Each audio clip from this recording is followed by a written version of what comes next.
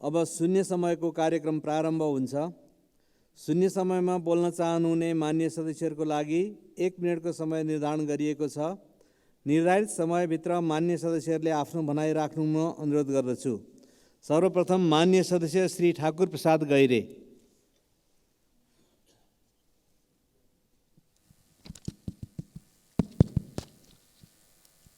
सभामुख महोदय, आजकल क्रमशः किताब पढ्ने बानी हराउँदै गएको छ र नेपालमा सबभन्दा पहिले स्थापना भएका पुराना पुस्तकालयहरू मृत्यु र जीवनको सङ्घर्ष गरिरहेका छन्। 1983 मा पुस्तक पढ्ने दलानबाट स्थापित भएको पाल्पाको धवल पुस्तकालय त्यस्तै अवस्थामा छ।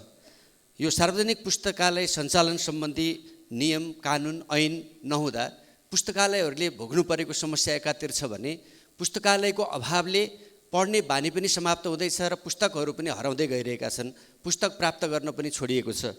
त्यसकारण यो पुराना सार्वजनिक पुस्तकालयहरूलाई चाहिँ संरक्षण गर्न तत्काल कानुन बनाउन र नयाँ पुस्तकालयहरू खोल्नको लागि ती सबै पुस्तकालयहरूको सञ्चालनको व्यवस्थापनको विषयमा अगाडि बढ्नको लागि तत्काल यो चाहिँ ऐन सदनमा प्रस्तुत गरेर व्यवस्थित गर्नेतर्फ म सरकारको ध्यान आकर्षण गर्न चाहन्छु।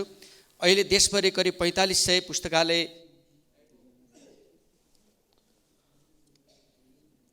मान्य सदस्य श्री डिगबहादुर लिम्बू। सम्मानीय सभामुख महोदय, मोरङ जिल्लाको उर्लाबारी मधुमला हुँदै रविसम्म जाने सडक 2028 सालमा सुरु भएको अहिले अलपत्र अवस्थामा छ। यसलाई चाहिँ राष्ट्रिय योजनामा समावेश गर्ने व्यवस्था मिलाइयोस् म सभामुख मार्फत सम्बन्धित मन्त्रालयको ध्यान आकर्षण गर्न चाहन्छु।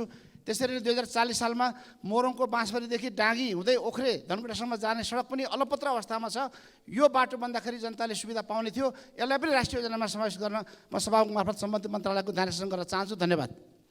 मान्य सदस्य श्री डिलीराज पन्त। सभामुख महोदय, झन्डै 1 महिना अघि प्रधानमन्त्री प्रचण्डजी कैलाली जानुभएको थियो। यो एउटा मेडिकल कलेज 25 वर्षदेखि मेडिकल कलेजका कुराहरू चलिरहेका छन्। पछि त्यसलाई प्रतिष्ठान बनाउने कुराहरू आए, अब आएर त्यसलाई विश्वविद्यालय बनाउने कुराहरू भएका छन्। यो विश्वविद्यालयका लागि कानुन बनाउने काम अहिलेसम्म सुरु नभएको हुनाले त्यहाँको जनताले चाँडोभन्दा चाँडो विश्वविद्यालयका लागि कानुन बनाउन आग्रह गरेका छन्। यसको लागि म सरकारको ध्यान आकर्षण गराउन चाहन्छु। धन्यवाद। मान्य सदस्य श्री तारा लामा तामाङ। सम्मान्य सभामुख महोदय, यही 2080 वैशाख 8 गते बिहान बेलौरी नगर कञ्चनपुरको बेलौरी नगरपालिका वार्ड नम्बर 8 पचुइका गङ्गा चन्द 45 वर्ष 45 को घरको छेउमा घाँस काटिराखेको अवस्थामा करिब 1 महिनादेखि छाडिएको बाघले तानेर लगेर खाएको छ र हाम्रो सरकार यति तगडा सरकार रहेछ, 24 घण्टा त्यो लास खोज्न र बाघलाई नियन्त्रण लिन लाग्यो। त्यसकारणले सुदूरपश्चिममा बाघलाई ट्र्यापिङ गर्ने कुनै स्रोत साधन नभएको हुनाले त्यहाँको नेसनल पार्कमा त्यसको व्यवस्था गर्न म नेपाल सरकारलाई माग गर्दछु। धन्यवाद। मान्य सदस्य डाक्टर तोसीमा कार्की। सम्माननीय सभामुख महोदय, हामी संसदमा आइपुग्न निर्वाचनमा अरबौँ खर्च हुन्छ। एक दिनको संसदीय बैठकमा लाखौँ खर्च हुन्छ। आर्थिक पक्षभन्दा पनि मूल्यवान आशा, भरोसा, विश्वास नागरिकको हामीसँग जोडिएको हुन्छ। हामी प्रश्न उठाउँछौँ, उत्तर आउँदैन। प्रतिनिधि सभा नियमावली 2079 को नियम 15 को उपनियम 2 मा स्पष्ट व्यवस्था छ, 7 दिनभित्र सम्बन्धित मन्त्रीले जवाफ दिनुपर्छ। तर खै ललितपुरमा स्वास्थ्य बिमा कहिले आउँछ, नखु भैँसीपाटी सडक कहिले बनिसक्छ, स्वास्थ्य कर्मीको दरबन्दी कहिले बढ्छ, यो प्रश्नहरूको जवाफ आएन। यो सदन हामी सांसदहरूको भन्दा पनि सार्वभौम नेपाली जनताको बढी हो। सरकारलाई सदनप्रति र सदनलाई जनताप्रति उत्तरदायी बनाउन आवश्यक छ। समस्या मात्र राख्दिनँ महोदय, म समाधान पनि दिन चाहन्छु। के प्रश्न उठे, ती प्रश्नहरूका अवस्था के छन् भनेर आम नागरिकले हेर्ने गरी वेबसाइटमा राख्ने व्यवस्था मिलाइयोस्। हस्, धन्यवाद। माननीय सदस्य श्री दिनेश कुमार यादव। सभामुख महोदय, हाम्रो देशबाट विदेश जाने क्रम बढ्दो नै छ। सप्तरी जिल्लामा तत्कालीन पञ्चायतकालमा औद्योगिक क्षेत्रको स्थापना भयो र अहिलेसम्म त्यो औद्योगिक क्षेत्र त्यतिकै बसिरहेको छ। आज त्यहाँ त्यो सञ्चालन भयो भने 10,000 युवाले त्यहाँ रोजगारी पाउने हो र सप्तरीको एकमात्र औद्योगिक क्षेत्र जो तत्कालीन गणनारायण सिंहको नाममा नामाकरण छ त्यो उद्योग सञ्चालन होस्। अर्को रायबिराई नगरपालिका सबभन्दा पुरानो रायबिराई नगरपालिका हो। त्यहाँको धेरै दिनदेखि मान्छे बसोबास गर्दै आएको छ, तर त्यहाँ बिटोरीको समस्या छ। त्यो बिटोरी दिइरहेको छ, बिटोरीको जग्गाहरू खरिद गरेर बिक्री गर्न रोक्का गरेको छ, जसकारण ऋण पनि उठ्दैन, त्यहाँको व्यवसायहरूलाई रोजगार पनि भेट्दैन र त्यसकारण त्यो जग्गा फुकुवा गरेर त्यहाँ ऋण दिने। माननीय सदस्य श्री दीपक गिरी।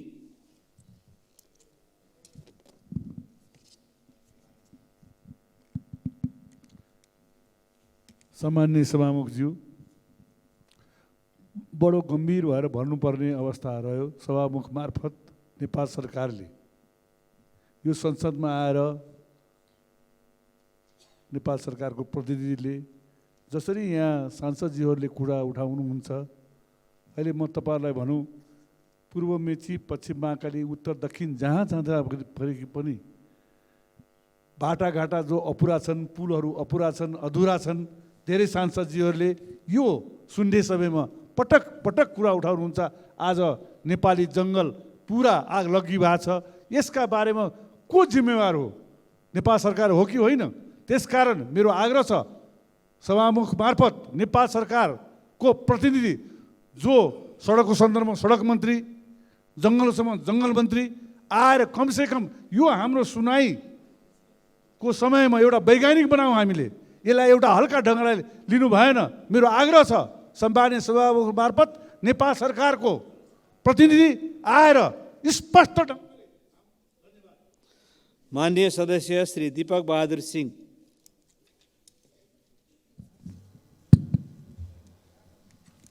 सम्मान्य सभामुखज्यू, जुन दिन म यो सदनमा आएँ, मेरो आँखा अगाडि त्यो दुईटा चिन्ह लोभोत मैले देखेँ। आज त्यो दिन मलाई याद आएको छ। सबै पार्टीका नेताहरू एक आवाज र एक मतले सहमति जनाएर पास गरेको त्यो दिन। त्यसकारण त्यो बेलामा जसले पार्टीका नेता र मान्यज्यूहरूले पास गर्नुभयो, त्यो सम्पूर्ण मान्यज्यूहरूलाई म सलाम गर्न चाहन्छु। आज केही दिन पछि भारत भ्रमण हाम्रा प्रधानमन्त्रीज्यू जाँदै हुनुहुन्छ।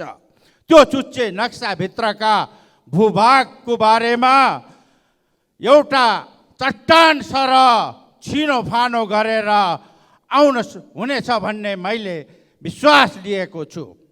मलाई आशा छ पशुपतिनाथले हाम्रो प्रधानमन्त्रीज्यूलाई साहस र शक्ति दियोस् भन्ने म प्रार्थना गर्न चाहन्छु।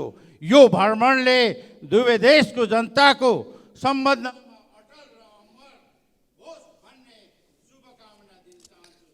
माननीय सदस्य श्री दीपा शर्मा।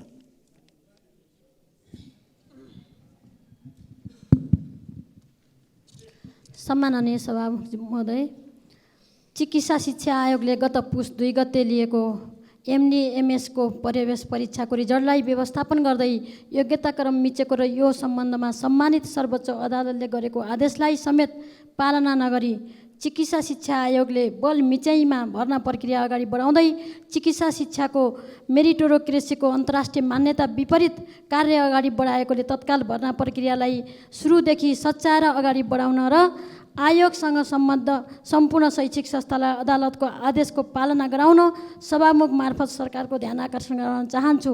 त्यसै गरी हामीले यो समाजलाई समतामूलक समाज, सभ्य सुसंस्कृत समाज बनाउन खोजिरहेका छौँ, तर अहिले समाजमा कुरूप खालका अपराधिक क्रियाकलापहरू दिनदिनै घटिरहेका छन्। त्यसको एउटा दुईटा घटना छैन, देशैभरि हामीले आज पनि हेरिरहेका छौँ। 52% महिला जनसङ्ख्या यो देशमा छ, तर महिलामाथि दिनदिनै अन्याय र अत्याचार भ्रष्टाचारका कुरा माननीय सदस्य श्री दिलेन्द्र प्रसाद बडु।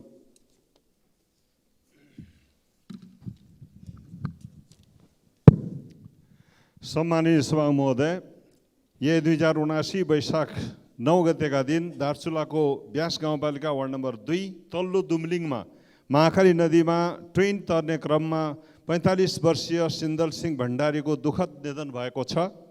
स्वर्गीय भण्डारीप्रति भावपूर्ण श्रद्धाञ्जलीका साथै शोक सन्तप्त परिवारजनमा हार्दिक सम्वेदना व्यक्त गर्न चाहन्छु र मृतकका परिवारलाई उचित राहत प्रदान गर्नका निमित्त नेपाल सरकारको ध्यान आकर्षण गराउन चाहन्छु। यसरी ट्रेन तर्ने क्रममा यो बाध्यता र वर्षेनी नागरिकले ज्यान गुमाउनु पर्ने यो अवस्थाको अन्त गर्नका निमित्त उक्त स्थानमा प्रस्तावित झोलुङ्गे पुल छिटो निर्माण गर्न तथा निर्माणाधीन दार्चुला तिङ्कर सडकलाई उच्च प्राथमिकताका साथ यथाशीघ्र कार्य सम्पन्न गर्नका निमित्त पनि म नेपाल सरकारको गम्भीर ध्यान आकर्षण गराउन चाहन्छु।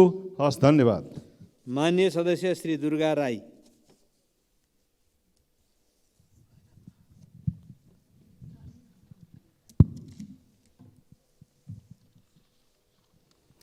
सम्माननीय सभामुखज्यू, झन्डै 3 दशकदेखि गोर्खा सैनिकहरूले आफूमाथि भएको विभेदका कारण समान अधिकारको लागि उनीहरू बेलायती सरकारसँग लड्दै आइरहेका छन्। बेलायत सरकारसँग आफ्नो माग मुद्दाको लागि शान्तिपूर्ण आन्दोलन मार्फत माग राख्दै आएका छन्। त्यति मात्र होइन, उनीहरू कानुनी उपचारको बाटोमा पनि निरन्तर लागिरहेका छन्। बेलायत सरकारसँगको समय समयको सङ्घर्ष र वार्ताले केही उपलब्धिहरू त भएका छन्। यसै सिलसिलामा भर्खर वैशाख 6 गते मात्र पनि गोर्खा सैनिकका प्रतिनिधिहरू र बेलायत सरकारबीच वार्ता सम्पन्न भएको छ। सो वार्ताले सकारात्मक रूप लिएको भनाइ छ। त्यसैले सभामुख महोदय, वार्तालाई परिणाममुखी बनाउनका लागि नेपाल सरकारबाट उचित पहल कदमी रहोस् भनी सभामुख मार्फत सरकारको ध्यान आकर्षण गर्न चाहन्छु। धन्यवाद। माननीय सदस्य श्री देव प्रसाद तिमेल सेना। सम्मानीय सभामुख महोदय, रौतहट जिल्ला अत्यन्त पछाडि परेको जिल्ला, 21औं शताब्दीमा पनि त्यहाँ स्वच्छ पानी छैन। 77 नम्बरमा छ। आर्सेनिक पानीको कारणले त्यहाँको मान्छेको हामी नै आर्सेनिक पानी खाएर बिरामी भएर मर्न बाध्य भएका छौँ। 21औं शताब्दीमा स्वच्छ पानी दिन नसके नेपाल सरकारले अरू के दिन सक्ने हो?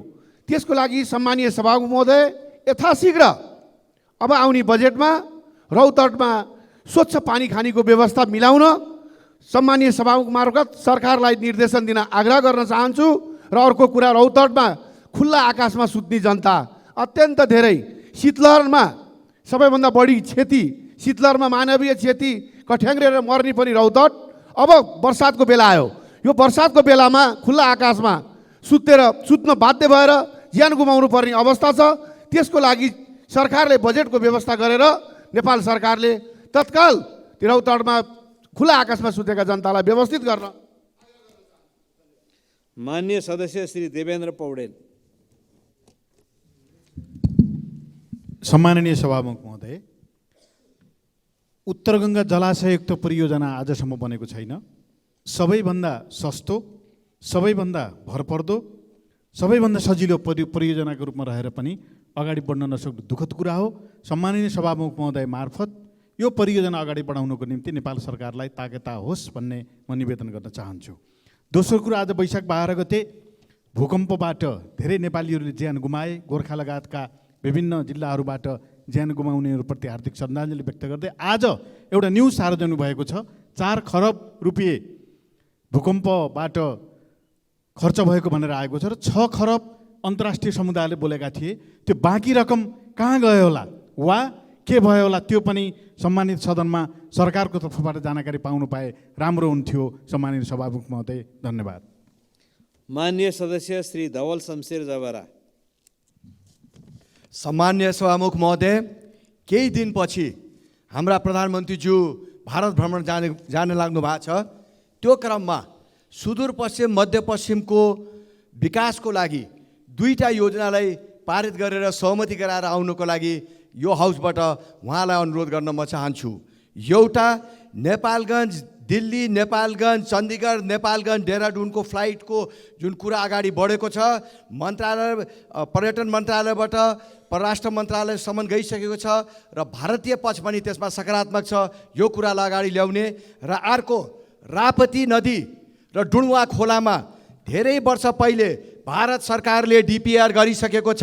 त्यसको फन्ड रिलिज गर्नको लागि पनि सम्माननीय प्रधानमन्त्रीज्यूलाई भारतमा गएर त्यो फन्ड रिलिज गर्ने अथवा त्यसको सहमति, दुईटै कुराको सहमति गरेर आउनुभयो भने सुदूरपश्चिम मध्यपश्चिमका जनताहरू धेरै आभारी हुनेछन्। धन्यवाद। माननीय सदस्य श्री ध्रुवबहादुर प्रधान। सम्माननीय सभामुख महोदय, भन्सार छली चोरी पैठारी भइआएका चौपायालाई लिलाम गर्ने प्रावधान छ, तर जलचर कुखुरा लगायत पक्षीहरूको हकमा जफत गरी नष्ट गर्ने गरिन्छ।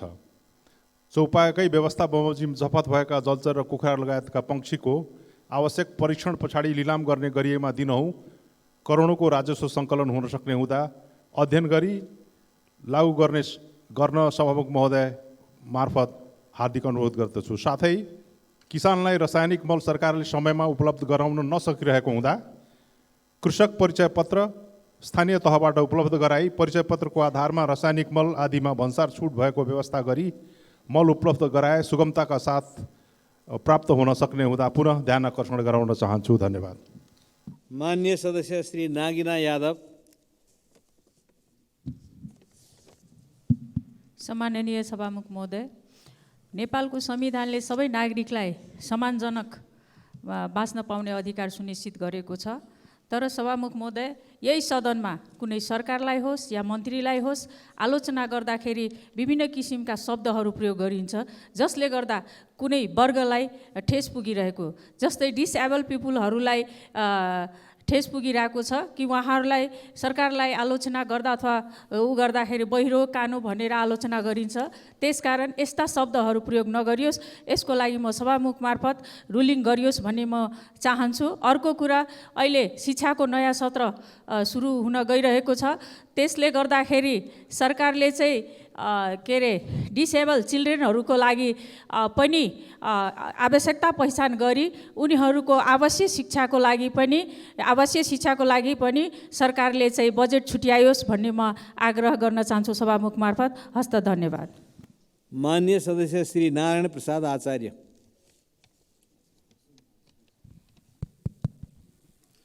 सम्माननीय सभामुख महोदय, मुलुकमा संघीयता लागू भएको पनि झन्डै 8 वर्ष बितिसकेको छ।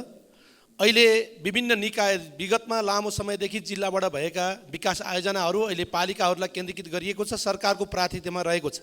गाउँपालिकाको केन्द्रसम्म कालोपत्रे सडक निर्माण गर्ने भन्ने सरकारको प्राथमिकतामा छ, तर अहिले पाल्पा जिल्लाको निजदी, पूर्वखोला, रम्बा र माथागढी गाउँपालिका अहिले धुलाम्बे सडक, बर्खामा हिलाम्बे सडक र जनताहरूले त्यहाँ सेवा लिन निकै कठिन भएको छ। त्यसो भएको हुनाले सरकारको सभामुख मार्फत ध्यान आकर्षण गराउन चाहन्छु, छिटोभन्दा छिटो यो काम प्रारम्भ गर्नको निमित्त पाल्पा जिल्लामा 10 वटा खानीहरू सञ्चालनमा रहेका छन्।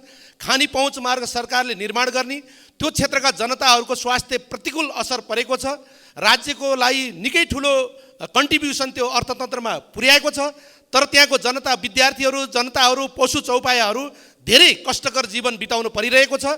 त्यसो भएको हुनाले छिटोभन्दा छिटो त्यो खानी पहुँच मार्गहरू कालोपत्रे गराएर व्यवस्थित गरेर मात्रै सञ्चालन होस्। माननीय सदस्य श्री नारायणी शर्मा।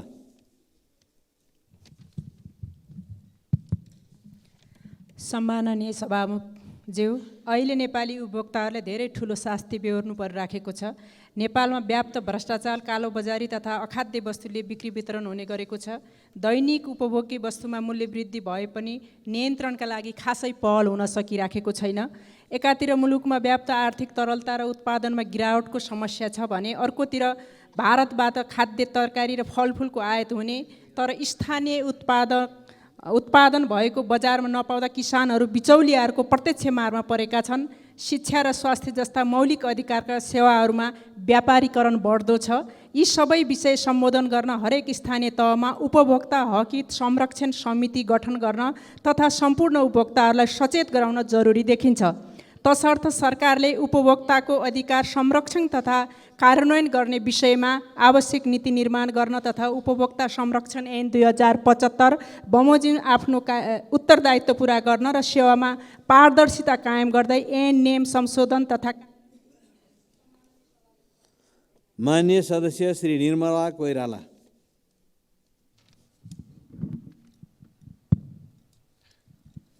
सम्माननीय सभामुख महोदय, तत्कालीन केपी ओली नेतृत्वको सरकारको पालामा मध्य प्रदेशको एकमात्र सङ्घीय नारायणी अस्पताल 500 शय्यासहित अत्याधुनिक अस्पताल बनाउन रु 1,53 करोड बजेट छुट्याई टेन्डर खोलिए तापनि अझै निर्माण हुन सकेको छैन।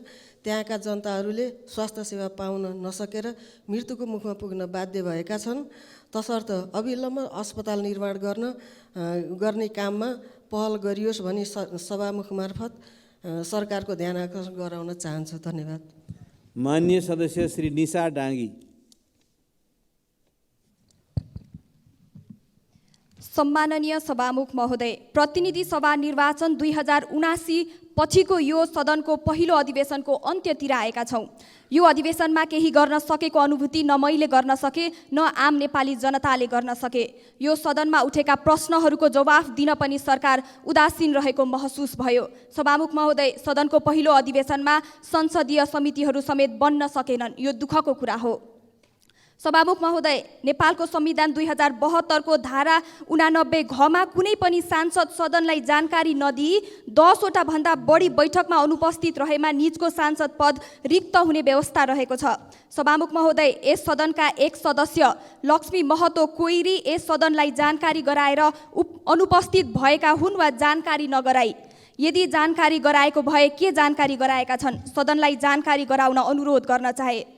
र यदि जानकारी नगराएको भए सभामुख महोदय, अहिलेसम्म संविधान बमोजिम कोइरीलाई किन कारबाही गरिएन? यस प्रश्नको उत्तर सभामुखबाट नै सुन्न चाहे। सभामुख। माननीय सदस्य श्री पूर्णबहादुर घरती मगर।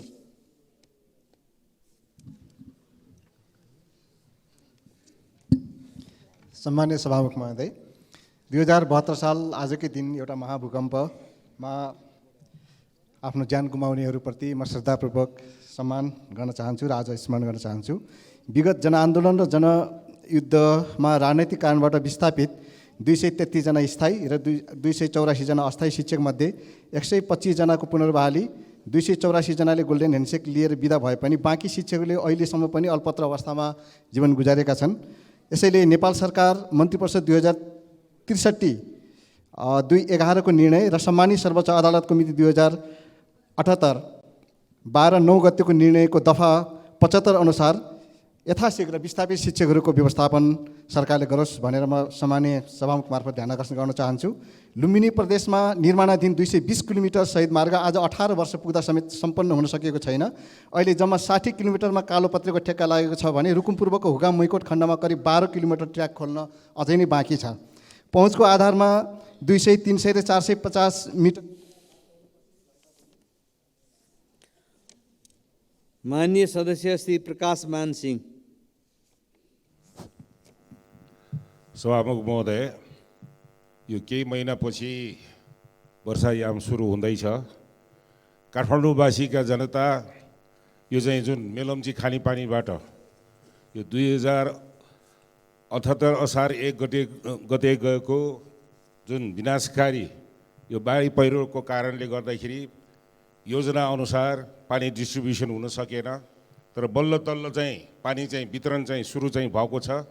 तर केही महिनापछि फेरि चाहिँ यो खानेपानीको यो जुन वितरण छ यो वितरणमा चाहिँ रोकिने हो कि भन्ने चाहिँ शङ्का र पीरले काठमाडौँवासीहरूलाई चाहिँ धेरै मर्का परिरहेको कुरा यो चाहिँ सभामुख महोदय मार्फत सम्बन्धित मन्त्रालयले र त्यसमा पनि विशेष गरेर नेपाल सरकारले यो काठमाडौँवासीलाई निरन्तर रूपमा खानेपानी डिस्ट्रिब्युसन गर्नेको लागि त्यो जुन बनाउनु पर्ने हो त्यो मेलम्ची खानेपानीलाई चाहिँ त्यसमा चाहिँ अलि जोड दिएर काम तदारुकताका साथ गर्नु।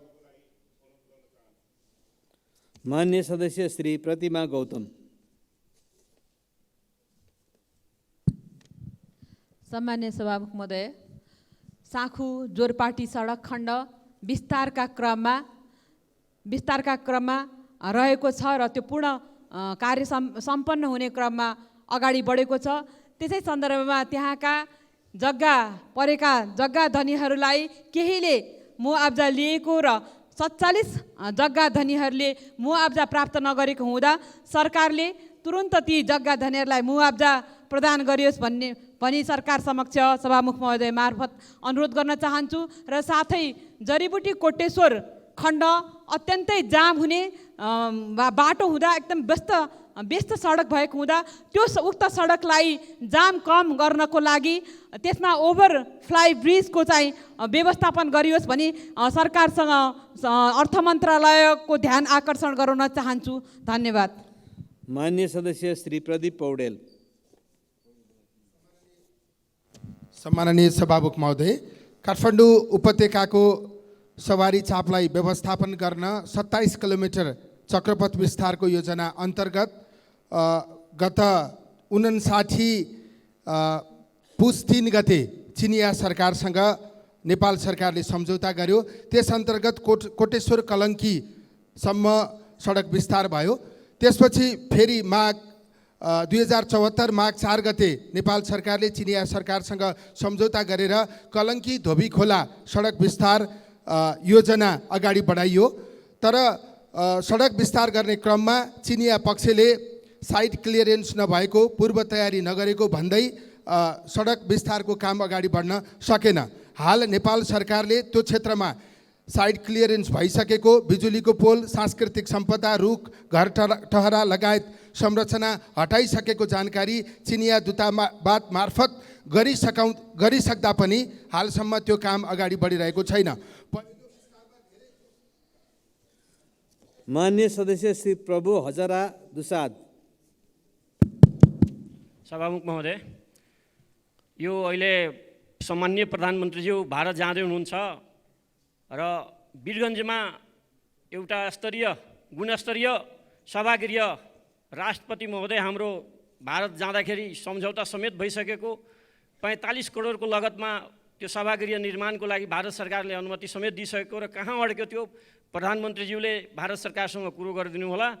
म आग्रह गर्न चाहन्छु र सँगै त्रिभुवन राजपथ अन्तर्गत 6 लाइन पथलैयादेखि रक्सौलसम्म बन्नुपर्ने, गण्डक नहरसम्म रुकिया छ, वीरगन्जमा बीच बाटोमा त्यो 6 लाइन निर्माण गर्नुपर्ने, त्यहाँको अहिले आधुनिक घर पनि बन्न सकिरहेको छैन। म भौतिक पूर्वाधार मन्त्रीज्यूलाई आग्रह गर्न चाहन्छु, कहाँ अड्किया छ? 2 वर्षसम्म सर्वोच्च अदालतमा मुद्दा अड्केर यसरी विकास निर्माणको कामहरू अड्किँदाखेरि एकदम जनताहरू मार्कामा छन्। यस कारणले त्यो 6 लाइनको कामहरू अगाडि बढाउनलाई जोरदार माग गर्दछु। धन्यवाद।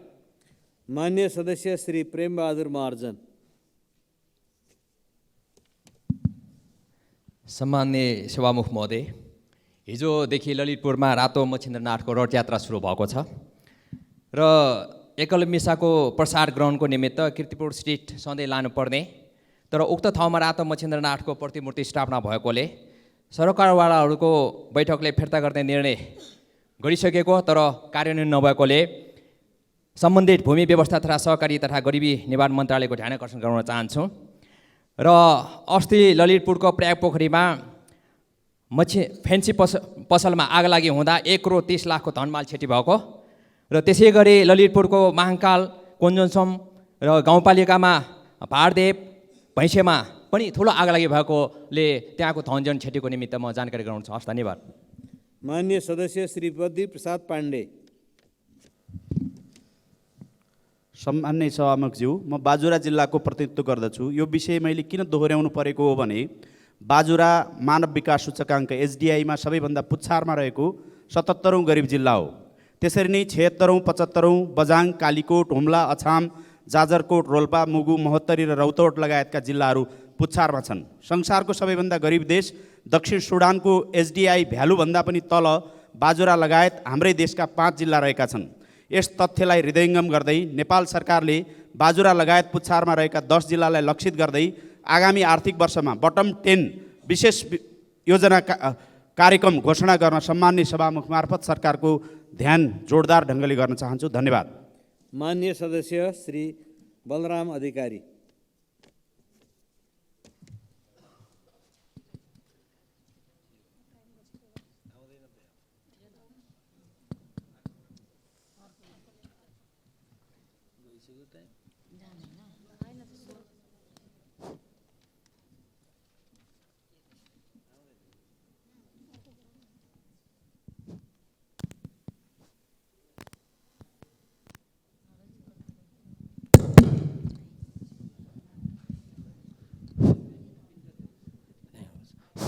सम्माननीय सभामुखज्यू, कपिलवस्तु जिल्लामा छोटी र बढी गरेर 8वटा भन्सार कार्यालयहरू छन्, तर ती यो कोरोना पछाडि सञ्चालनमा आएका छैनन्। विशेष गरी चाकलचौडा भन्सार जो भारतको अलिगढवासँग पनि जोडिएको छ र भारतले सिद्धार्थनगर जिल्ला विस्तार गरेर अलिगढवालाई बुद्धसँग सम्बन्धित सबै कुरामा जोडेको छ।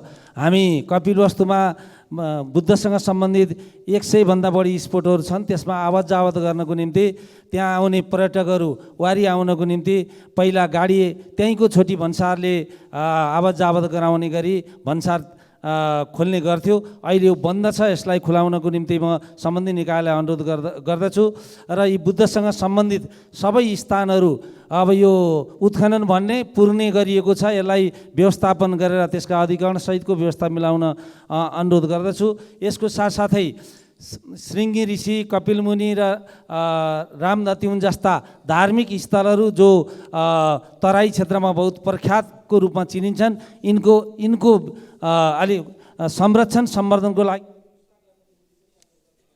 माननीय सदस्य श्री वासुदेव घिमिरे।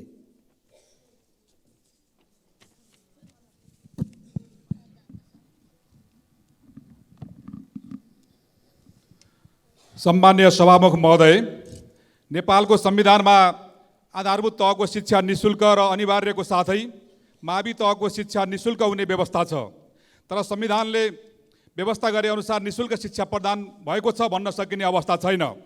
कतिपय सामुदायिक विद्यालयहरूले अङ्ग्रेजी माध्यम वा अतिरिक्त क्रियाकलापको नाममा अभिभावकबाट सहयोग रकम लिनुपर्ने बाध्यात्मक परिस्थिति छ। यो अवस्थाको अन्त्य गरी सामुदायिक विद्यालयमा यथोचित शिक्षक दरबन्दीको साथै अन्य भौतिक साधन स्रोतको व्यवस्था गरी शिक्षा सम्बन्धी संवैधानिक हकको पुनः गराउन सभामुख मार्फत सरकारको ध्यान आकर्षण गराउन चाहन्छु। सभामुख महोदय, त्यसै गरी धार्मिक विद्यालयका रूपमा सञ्चालित मदरसाहरूको अवस्था निकै दयनीय छ। मेरो निर्वाचन क्षेत्रमा मात्र 52वटा मदरसामा 9000 भन्दा बढी विद्यार्थी अध्ययनरत रहे पनि केही मदरसामा मात्र सरकारबाट वार्षिक 2 लाख अनुदान उपलब्ध हुँदै आएको छ। न्यूनतम भौतिक संरचना नहुँदा बालबालिकाहरूले निकै कष्ट पाएका छन्। यसर्थ मदरसाहरूमा सरकारले तोकेको पाठ्यक्रम समेत लागू गराई सामुदायिक विद्यालय र शिक्षक दरबन्दी उपलब्ध गराउन। मान्य सदस्यहरू, शून्य समयमा बोल्ने क्रम यही समाप्त हुन्छ।